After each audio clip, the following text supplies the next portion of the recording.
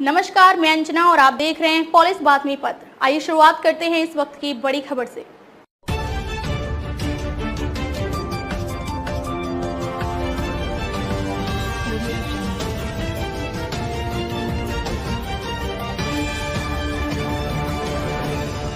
Police digital arrest नहीं करती, जानिए अनजान ऑडियो वीडियो कॉल पर पैसों की ठगी से कैसे बचें। ऑनलाइन ठगी के 101 तरीके। हर नौकरी में कुछ वक्त बाद कुछ इम्प्रोवाइजेशन होता है, नई तकनीक आ जाती है।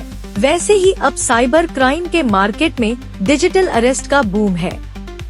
आपको बताते हैं कि आपके फोन पर कैसी कैसी कॉल खतरे की घंटी हो सकती है। डिजिटल अरेस्ट के नाम पर साइबर सिक्योरिटी और इन्वेस्टिगेशन एक्सपर्ट मुकेश चौधरी कहते हैं कि डिजिटल अरेस्ट नाम का ना तो कोई शब्द है ना ही कानून है। ये एक नाम दे दिया गया है जो टेक्निकली पॉसिबल नहीं है, इसलिए आपको सावधान रहना है। क्रिमिनल सोशल इंजीनियरिंग के नए तरीके अपना रहे हैं। कोई आपको पैसे क्यों देगा? उसे किसी बात का डर होगा या किसी बात का लालच होगा। डिजिटल अरेस्ट के तरीके। बच्चों के नाम पर क्रिमिनल्स पुलिस बनकर फोन करते हैं कि आपका बेटा या बेटी किसी केस में फंस गए हैं। उसे बचाने के लिए आपको पैसे देने होंगे, वरना हम केस रजिस्टर करके आगे की कार्रवाई करेंगे। मुकेश चौधरी कहते हैं कि ऐसा नहीं है कि किसी को कॉल जाता है और वह फंस जाता है। क्रिमिनल्स अगर 99 लोगों को फोन करते हैं तो इनमें से कोई एक फंसता है। सक्सेस रेट बहुत कम होता है। मान लीजिए फोन आया और बोला गया कि आपका बच्चा किसी केस में फंसा है और सामने वाले की शादी ही नहीं हुई है। कुछ लोग अपने IQ के लेवल पर ही क्रिमिनल्स को समझ जाते हैं और फोन काट देते हैं। ये हिट एंड ट्रायल मेथड है, कभी लग जाता है और कभी नहीं लगता है। कोरियर के नाम पर कोई फोन करके आपसे कहता है कि आपका पार्सल पकड़ा गया है। ईरान, ताइवान या कहीं भी जा रहा था जिसके अंदर कुछ इलीगल आइटम्स, ड्रग्स या हथियार मिले हैं। फोन ट्रांसफर भी होता जाता है। पहले कुरियर कंपनी बात करती है, फिर पुलिस सीन में आती है, फिर आपको स्काइप डाउनलोड करके वीडियो कॉल पर आने को कहते हैं। उसके बाद फंसाना शुरू करते हैं और वहीं बैठा कर रखते हैं। स्कैमर जानते हैं कि अगर सामने वाला उठ कर गया और उसकी किसी से बात हो गई तो सब कुछ गड़बड़ हो जाएगा, इसीलिए इसे डिजिटल अरेस्ट कहते हैं। क्रिमिनल्स धमकी भी देते हैं कि अगर ये जानकारी किसी और को दी तो आपको अरेस्ट कर लेंगे और घबराकर विक्टिम इस तरह के इंस्ट्रक्शंस मनाना शुरू कर देते हैं। आपका फोन बंद हो जाएगा। ये कॉल टेलीकॉम रेगुलेटरी अथॉरिटी से है। आपके नंबर से कुछ आपराधिक गतिविधियां हो रही थी। आपका नंबर बंद हो जाएगा। अगर नहीं कराना है तो 2 दबाएं। ऐसा कॉल अगर आपके पास भी आए तो सावधान हो जाएं। लोगों के पास ऐसे बहुत फोन आ रहे हैं जब विक्टिम कहता है कि मुझे नंबर नहीं बंद करवाना है तो वो कॉल कहीं और कनेक्ट करेंगे। फिर कोई आपसे कहेगा कि आपका नंबर क्रिमिनल एक्टिविटीज में पाया गया है, हमारे पास आपका केस है। इसके बाद वो आपकी बात अपने सीनियर से करवाएंगे। आपको सब सच लगने लगता है।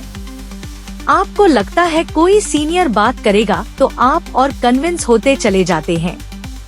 विक्टिम को डराया जाता है कि आपके नंबर से तो कई अकाउंट अटैच हैं जिनसे इलीगल ट्रांजैक्शन हुए हैं। इस पर तो कई केस दर्ज हैं। कई बार क्रिमिनल्स के पास विक्टिम के आधार और पैन कार्ड नंबर भी होते हैं। इसके बाद पैसे देकर केस सॉल्व करने वाली बात शुरू हो जाती है। Investment scam. Cyber law expert Pawan Duggal बताते हैं कि क्रिप्टो करेंसी और स्टॉक मार्केट में इन्वेस्टमेंट कराने के नाम पर स्कैम हो रहा है। अनंत अंबानी की शादी के समय भी एक ऐसा ही स्कैम हुआ, जिसमें एक फेक आर्टिकल सोशल मीडिया पर वायरल हुआ, जिसमें बताया गया कि अनंत अंबानी ने एक ऐप के जरिए इन्वेस्टमेंट करने और रातों रात अमीर बनने का फॉर्मूला बताया है। इसके बाद लोगों ने बिना सोचे समझे उस ऐप पर जाकर करोड़ों रुपए के इन्वेस्टमेंट कर दिए। बाद में समझ में आया कि वो स्कैम के शिकार हो गए हैं। स्कैम से कैसे बचें?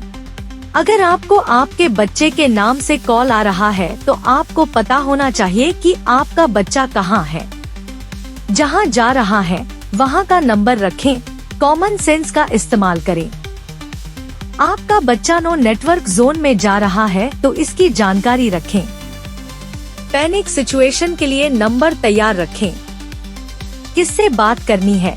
अगर क्रिमिनल बात करवाते हैं और आवाज अपने बच्चे जैसी लगती है तो ट्रस्ट ना करें।